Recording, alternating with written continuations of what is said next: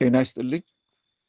የአማራ ህዝብ በብልጽግና አገዛዝ ከተከፈተበት የዘር ማጥፋት ጦርነት ራሱን ለመከላከል ዓለምን ያስደመመ ተጋድሎ እያደረገ ይገኛል።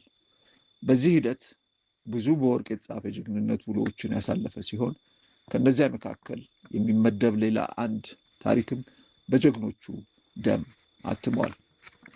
አገዛዙ ከፍተኛ ዝግጅት አድርጎና ከፍተኛ ሰራዊት አሰማርቶ ሰኔ 15 2018 ዓ.ም የፋኖ መሪዎችን ለመክበብ ሞክሯል።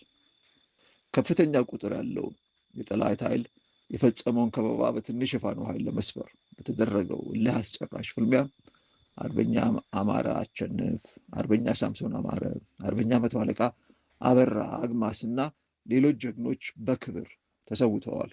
ጀግኖቹ በመጨረሻ የተጋድሏቸው ሰዓት ለጓዶቻቸው ባስተላለፉት መልእክት እኛ መውጣት አንችልም፣ ለወጣንለት ዓላማ ታምነን እንሰዋለን፣ እናንተ ወደ ኋላ ሁኑና ትግሉን አድኑ፣ አንድነታችንን በጉጉት ለሚጠብቀው ወገናችን እንድታበስሩት ግን አደራ እንላችኋለን ብለው የመጨረሻዋን ጽዋ በጀግንነት ተጎንጭተዋል።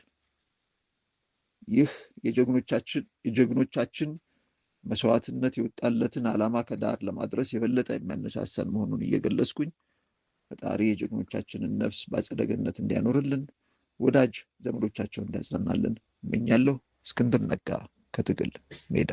አመሰግናለሁ።